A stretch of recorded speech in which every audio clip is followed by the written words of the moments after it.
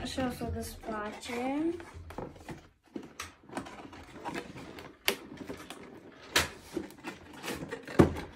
Opa!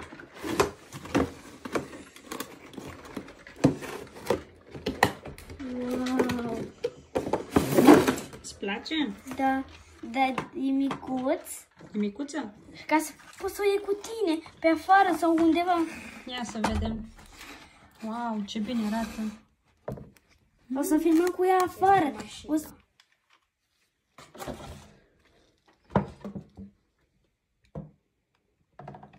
Păgâni? Zonda. Păgâni zonda. Asta e.